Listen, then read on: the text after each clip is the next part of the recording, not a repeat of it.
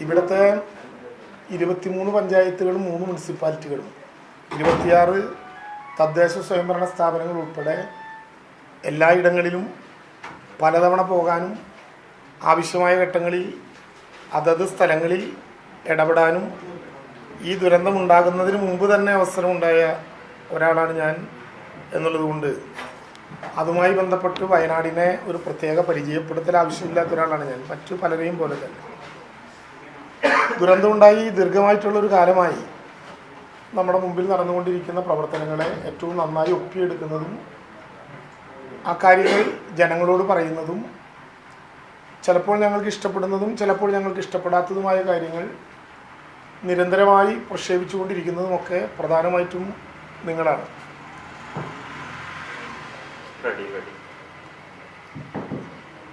ഞാനൊരു വേള എവിടെയോ വെച്ച് കണ്ടപ്പോൾ പത്രക്കാരോട് പറഞ്ഞു, അതായത് ഓഗസ്റ്റ് 17-ാം തീയതി കേന്ദ്ര ഗവൺമെൻറ്റിന് സമർപ്പിക്കുകയും ഓഗസ്റ്റ് 23-ാം തീയതി കേരളത്തിൻ്റെ ഹൈക്കോടതിയിൽ തന്നെ പ്രസൻറ്റ് ചെയ്യുകയും ചെയ്ത the cost involved and estimated to be എന്ന തലവാചകത്തോടെ കേന്ദ്രത്തിന് മുമ്പാകെ സമർപ്പിച്ച ഒരു റിപ്പോർട്ടിൻ്റെ ചില ഭാഗങ്ങൾ എടുത്തുകൊണ്ട് മൃതശരീരങ്ങൾ കുഴിച്ചിടുന്നതിന് പോലും പണം മേടിച്ചവരാണ് എന്ന ഏറ്റവും ഹൃദയത്തിൽ തട്ടുന്ന ആരോപണം ഉന്നയിക്കപ്പെടുകയും അന്തിച്ചർച്ചയ്ക്ക് വിധേയമാകുകയും ചെയ്ത ഘട്ടത്തിൽ ഞാൻ പറഞ്ഞ ഒറ്റ കാര്യം ഇതാണ്: അത് കൽപ്പറ്റയിലെ മാധ്യമ പ്രവർത്തകർ പറയില്ല എന്ന എൻ്റെ ഉറച്ച വിശ്വാസം ഞാൻ അവിടെ പ്രകടിപ്പിക്കുകയുണ്ടായി.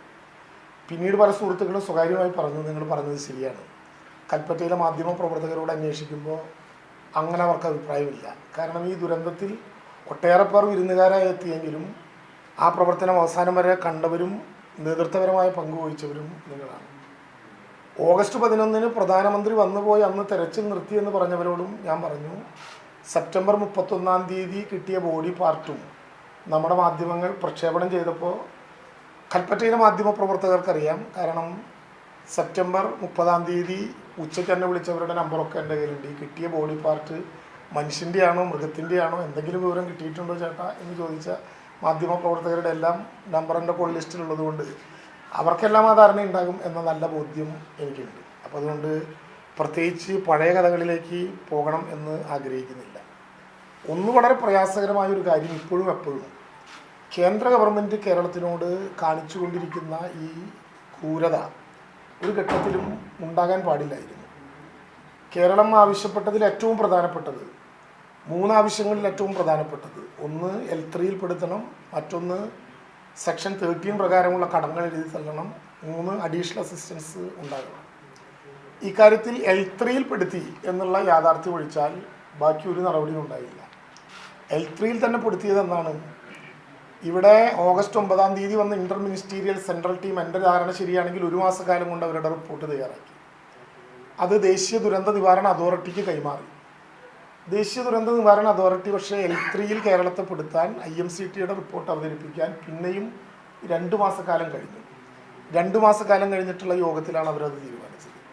അന്നെങ്കിലും കേരളത്തെ അറിയിച്ചാൽ ആ പ്രശ്നം തീർന്നത്. പക്ഷെ പിന്നെയും 2 മാസം കഴിഞ്ഞ് 30/12/2024 യഥാർത്ഥത്തിൽ കേരളത്തിലെ ചൂരൽമല എന്ന് പറയുന്ന 1 ചതുരശ്ര കിലോമീറ്ററിനുള്ളിൽ കാണാതായവരെ മരണപ്പെട്ടവരായി കൂടി പ്രഖ്യാപിച്ചപ്പോൾ 298 പേരുടെ മരണത്തിനിടയാക്കിയ, ഇന്ത്യയിൽ മാത്രമല്ല ലോകത്തിലെ ഏറ്റവും വലിയ ദുരന്തം, 1 ചതുരശ്ര കിലോമീറ്ററിനുള്ളിൽ 298 ആളുകൾ മരണപ്പെട്ട ഒരു ദുരന്തവും ഇന്ത്യയിൽ ഉണ്ടാകാൻ സാധ്യതയില്ല.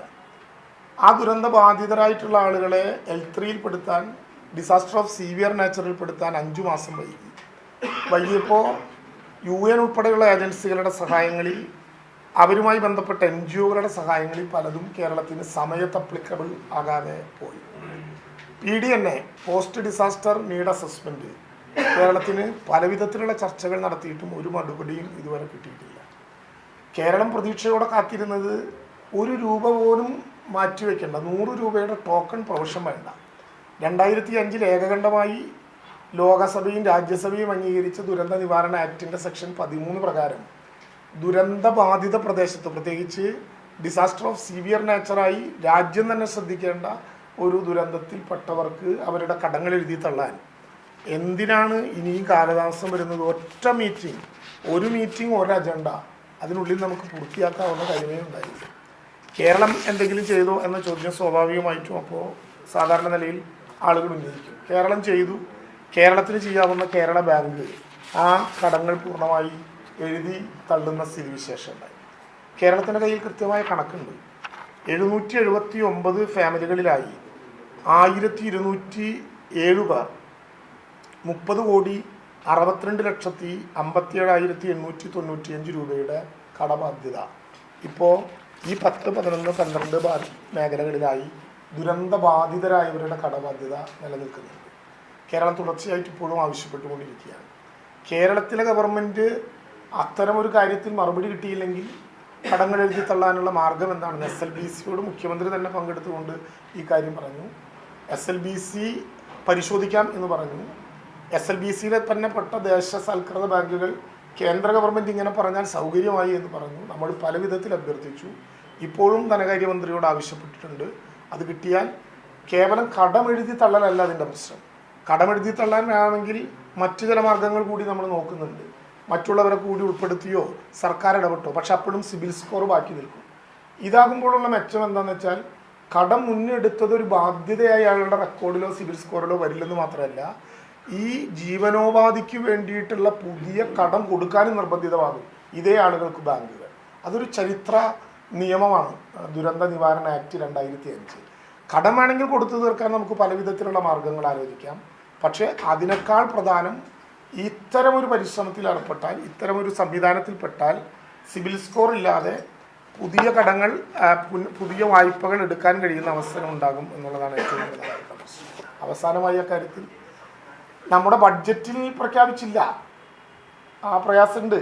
ഇതിനെയൊന്നും പരാമർശിച്ചില്ല, ഒരു തുള്ളി കണ്ണീര് പൊടിഞ്ഞില്ല ആ വരികളിൽ എവിടെയും.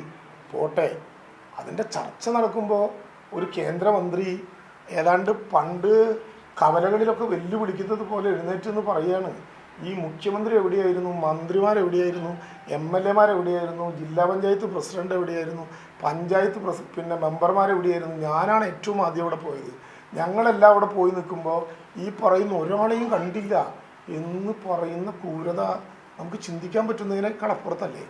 അത്തരത്തിൽ താഴേണ്ട എന്ന് കരുതിയിട്ടാണ് അപ്പോൾ ആ വിധത്തിൽ സംസ്കാര സഭ്യമല്ലാത്ത എന്ന് വേണമെങ്കിൽ പറയാം, തെറിയൊന്നുമില്ല എങ്കിലും കേരളത്തിൻ്റെ ഹൃദയം പുലർക്കുന്ന വിധത്തിലുള്ള ഒരു വർത്തമാനം പറഞ്ഞിട്ട് ഈ മാധ്യമ പ്രവർത്തകരാണല്ലോ അതിൻ്റെ സാക്ഷികൾ.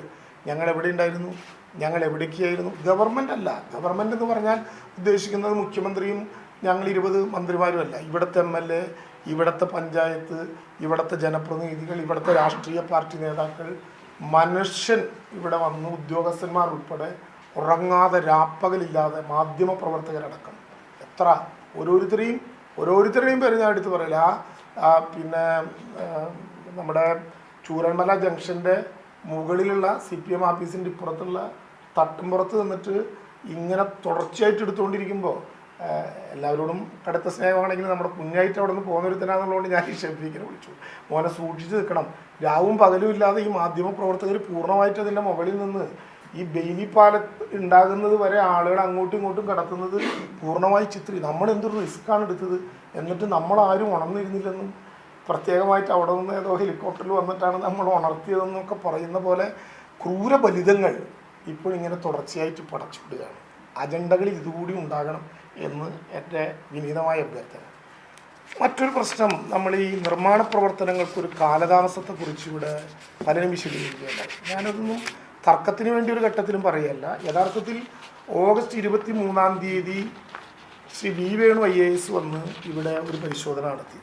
ആ പരിശോധന എന്തായിരുന്നു? ജനപ്രതിനിധികൾ, ഞാനുണ്ടായിരുന്നു, ഞാൻ പങ്കെടുത്തില്ല. കാരണം ക്യാബിനറ്റ് ഒരു തീരുമാനമെടുക്കാൻ ഒരാളെ പറഞ്ഞയക്കുമ്പോൾ പിന്നെ ഞാൻ കൂടി പങ്കെടുത്തില്ല. പക്ഷേ പങ്കെടുക്കാൻ പറ്റാത്ത ദുരന്തബാധിതരോട് ഓൺലൈൻ ഉൾപ്പെടെ സംസാരിച്ചു. നിങ്ങളെല്ലാം പൂർണ്ണമായി പകർത്തിയതാണ്. ഓഗസ്റ്റ് 23 എൻ്റെ ധാരണ, 22 or 23. അന്നുണ്ടായൊരു പ്രധാനപ്പെട്ട പ്രശ്നം, ഒറ്റയ്ക്ക് താമസിക്കാൻ പറ്റില്ല, ഇനി പിരിക്കരുത്. ഞാനൊരാൾ പറഞ്ഞത് ഇപ്പോഴും ശ്രദ്ധയോടെ ആ റെക്കോർഡിൽ നിന്ന് കേട്ടു, ഞങ്ങളെ ദൈവമാക്കി പലതാക്കി പിരിച്ചു, ഇനി തുടർന്ന് ബാക്കിയുള്ളവരെ നിങ്ങൾ പലതാക്കി പിരിക്കരുത്. ടൗൺഷിപ്പ് എന്ന പ്രധാനപ്പെട്ട ആശയത്തിൽ കേന്ദ്രീകരിക്കുന്ന അങ്ങനെയാണ്. നമുക്കിതിനോട് ചേർന്ന് ജന്മം കൊണ്ട ഭൂമികൾ അധികമില്ല, ഞങ്ങൾക്ക് പരമാവധി അടുത്ത് വേണം. അങ്ങനെ അടുത്ത് ജന്മം കൊണ്ടെടുക്കാവുന്ന ഭൂമികൾ അധികമില്ല. അപ്പോൾ ചില ഭൂമികൾ കുറച്ച് അപ്പുറത്തോ ഇപ്പുറത്തോ ഒക്കെ ആയിട്ട് 50 ആൾക്കോ 75 ആൾക്കോ 100 ആൾക്കോ ഒക്കെ കിട്ടാവുന്നതാണോ എന്നൊക്കെ ചോദിച്ചാൽ ഒരുമിച്ചു താമസിക്കുന്ന ഒരു ടൗൺഷിപ്പ് എല്ലാ